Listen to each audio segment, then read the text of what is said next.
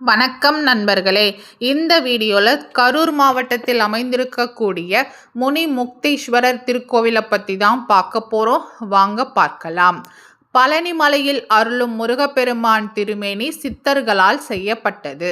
9 வகையான விஷங்களை கூட்டிச் செய்யப்பட்ட மாமருந்து அந்த திருமேனி என்பார்கள்.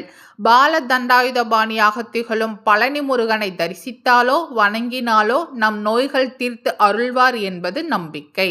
அதன் காரணமும் அவர் அருமருந்தின் வடிவாக அருள்வதுதான்.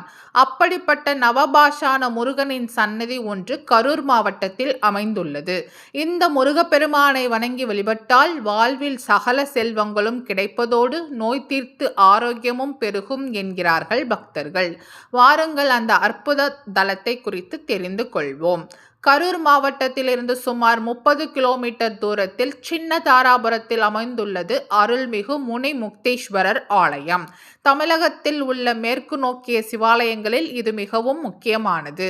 சுமார் 2000 ஆண்டுகள் பழமை வாய்ந்த இந்த கோவிலில் அம்பாள் அகிலாண்டேஸ்வரியுடன் கோவில் கொண்டிருக்கிறார் ஈசன்.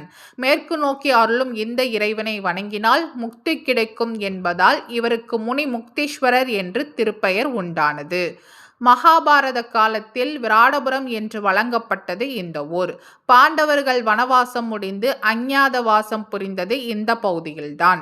அவர்கள் விராடபுரம் அரண்மனையில் வசித்த போது மன்னன் கீசகன் பாஞ்சாலியை சீண்டினான். கோபம் கொண்ட பீமன் கீசகனை வதைத்தான். ஆகவே பீமன் பிரம்மஹத்தி தோஷத்துக்கு ஆளானான். அந்த தோஷம் நீங்க பீமன் முனி முக்தீஸ்வரரை வழிபட்டான் என்கிறது தலபுராணம். காமதேனு பிரம்மா முதலிய தேவர்களும் வழிபட்ட தலம் இது. இத்தலத்தில் முனிவர்கள் பலரும் நாடி வந்து தவமிருந்து வழிபட்டு முக்தி அடைந்தனர் என்பதாலோ ஆலய கருவறை விமானத்தில் முனிவர்களின் சிற்பங்கள் அதிகம் இடம்பெற்றிருப்பதை காணலாம். கரூர் மாவட்டத்தில் உள்ள சிவாலயங்களிலேயே இங்குள்ள சிவலிங்கமே பெரிது என்கிறார்கள் பக்தர்கள். தினமும் இங்கு மாலையில் நடைபெறும் பள்ளியறை பூஜையில் கலந்து கொண்டு சுவாமியை வணங்கினால் திருமண யோகமும் குழந்தை பேரும் கிட்டும் என்கிறார்கள். அன்னை அகிலாண்டேஸ்வரி இங்கே அழகே வடிவாக காட்சி தருகிறாள். இங்கே அன்னையை தரிசனம் செய்து மனமுருக வேண்டிக் கொண்டால் பெண்களுக்கு திருமண வரம் உடனே கிடைக்கிறது என்கிறார்கள். மேலும் வெள்ளிக்கிழமைகளில் அம்மனுக்கு குங்கும அர்ச்சனை செய்து வழிபட்டால் சுமங்கலி வரமும் கிடைக்கும் என்பது நம்பிக்கை. இங்கே அருளும் முருகப்பெருமான் பழனி முருகப்பெருமானைப் போலவே அமைந்திருக்கிறார். நவபாஷான திருமேனி என்பதால் அவரை தரிசித்தாலே நமக்குள் நல்லதிர்வுகள் உண்டாகிறது, நோய்களும் தீர்கின்றன. நவபாஷான திருமேனி என்பதால் வருடத்துக்கு ஒருமுறை மட்டுமே பங்குனி உத்திர திருநாளில் இவருக்கு அபிஷேகம் நிகழ்கிறது. இவரை வழிபடுவது பழனி முருகனை வழிபடுவதற்கு சமம். எனவே பழனிக்கு செல்ல முடியாதவர்கள் இந்த முருகனையே பழனி முருகனாக வழிபட்டு தம் வேண்டுதலை செலுத்துகிறார்கள். இந்த கோவிலில் மாசி திருவிழா, ஆணி திருமஞ்சனம், நவராத்திரி விழா, ஐப்பசி அன்னாபிஷேகம், மகா சிவராத்திரி, தை மாதம் சண்டிகேஸ்வரர் புறப்பாடு, 108 அல்லது அதற்கு மேற்பட்ட எண்ணிக்கையில் கோபூஜை என விழா வைபவங்கள் சிறப்புற நடைபெறுகின்றன.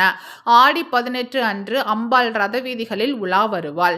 அப்போது அன்னையை தரிசித்து வழிபட்டால் பெண்களுக்கு மாங்கல்ய பலம் உண்டாகும், குழந்தைகளின் எதிர்காலம் சிறக்கும் என்கிறார்கள் பக்தர்கள். வாய்ப்பிருக்கும் அன்பர்கள் ஒருமுறை முனி முக்தீஸ்வரரை வழிபட்டு வாருங்கள். உங்கள் வாழ்க்கையில் உள்ள பிரச்சனைகள் அனைத்தும் தீர்ந்துவிடும். இந்த வீடியோ உங்களுக்கு பிடிச்சிருந்தால் லைக் பண்ணுங்க, ஷேர் பண்ணுங்க, சப்ஸ்கிரைப் பண்ணுங்க. மறக்காம அடுத்து எந்த கோவிலை பத்தி பார்க்கலான்றத கமெண்ட்ல சொல்லுங்க. நன்றி மக்களே.